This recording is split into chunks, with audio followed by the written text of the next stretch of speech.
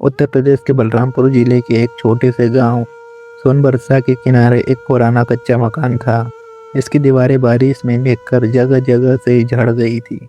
लेकिन उस टूटे घर में एक चीज थी जो कभी नहीं टूटी। एक बूढ़ी माँ का इंतजार। उसका नाम था भगवती, जिसे गांव में सब भागो माँ कहकर बुलाते थे। उसके सफ़ेद बाल, कम होती ही रोशनी और कांपते हाथ उसकी उम्र बयां करते थे। मगर आंखों में जो चमक थी वह सिर्फ अपने बेटे सुमित के नाम की थी। सुमित शहर में काम करता था और 5 साल पहले होली पर घर से निकला था। तब जाते जाते उसने बस इतना कहा था, माँ, काम मिलते ही वापस आऊँगा, अगली होली हम साथ खेलेंगे। उस वक्त भगवती ने उसे गुजियों का डब्बा पकड़ाकर सर पर हाथ फेरते हुए कहा था, जल्दी आना बेटा, होली तेरे बिना सुनी लगती है। लेकिन वह लगती होली कभी नहीं आई। 5 साल गुजर गए, 5 रंगीन होलियाँ, 5 अधूरी उम्मीदें। हर साल की तरह इस साल गांव में होली का शोर था। बच्चे रंग लेकर दौड़ रहे थे, औरतें पकवान बना रही थी, ढोलक की थाप से चौपाल गूंज रहा था। लेकिन भगवती का घर सच में रंगों से बहुत दूर था। वह अपने दरवाजे पर बैठी रहती, सुबह दोपहर शाम, बस इस उम्मीद में कि कहीं उसका बेटा अचानक सड़क पर दिख जाए। वह रोज लाठी के सहारे थोड़ी दूर तक जाती, पेड़ तक खड़ी होकर दूर तक जाती, पगडंडी को देखती, फिर वापस आकर बैठ जाती।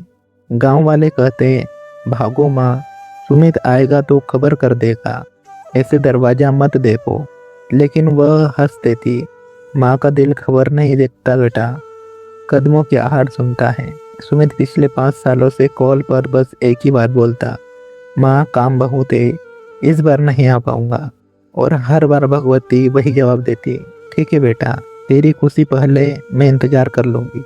पर सच यह था कि इंतजार अब उसका जीवन बन चुका था। उसके जीवन से आवाजें, उसके शरीर से आवाजें आती थी, घुटनों में दर्द था, रातों को खांसी से सांस खुल जाती थी। पर वह अपने बेटे के आने की सोचकर सब सह लेती थी। और अब होली से एक दिन पहले का दिन था। पूरा गांव रंग, पिचकारी, पकवान और हंसी से डूबा था। भगवती सुबह 4 बजे उठ गई, जैसे घर में कोई शादी हो। उसने पुरानी अलमारी से एक छोटी सी थाली निकाली, इसमें गुलाब का रंग, थोड़ा चावल और 1 रुपए का सिक्का रखा। ये वही थाली थी जिसे वह हर साल बेटे के लिए सजाती, लेकिन हर साल वापस रख देती। इस बार भी उसने धीरे से वही थाली पोंछी, आंखों में पानी भर आया। उसने खुद से कहा, आज शायद आ ही जाए। 5 साल हो गए। उसने घर के आंगन को बुहारा, होलिका दहन के लिए लकड़ियां सजाई और रसोई में बैठकर गुंजिया बनाई।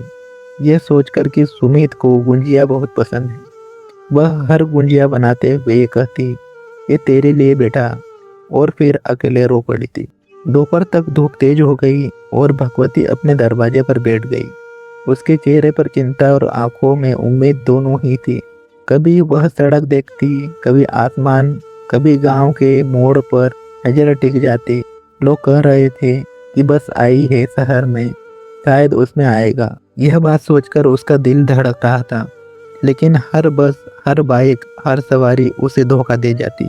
शाम होने लगी, होली जलने की तैयारी हो रही थी। बच्चे मुंह पर रंग लगाए इधर उधर भाग रहे थे, लेकिन वह उसी तरह बैठी रही। तभी अचानक उसके पड़ोस की सरोज चाची ने कहा, भागो, अंदर चलो, ठंड लग जाएगी। वो धीरे से मुस्कुराई, बस 5 मिनट और, शायद आ जाए। उसके 5 मिनट 5 साल जैसे बीत रहे थे। रात होने लगी और अब होलिका दहन शुरू होने वाला था। पूरा गांव इकट्ठा हुआ, ढोलक बज रही थी, औरतें गीत गा रही थी, होली आई रे, होली आई रे। गांव की लपटें आसमान की तरफ उठ रही थी, लेकिन भगवती का दिल बुझा बुझा था। वह वही पुरानी कुर्सी उठाकर आग से थोड़ा दूर बैठ गई।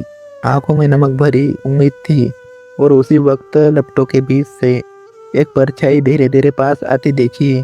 भगवती ने पल के सिकुड़ी, चेहरा उठाया, पर परछाई जैसे जैसे आगे आ रही थी, उसकी सांसें तेज होती जा रही थी। अचानक वह आवाज आई, माँ। भगवती की आंखों से आंसू निकल पड़े। वही आवाज, पुकार, 5 साल से जिसे सुनने के लिए वह दरवाजे पर बैठी थी। वह कांपते हाथों से खड़ी होने लगी।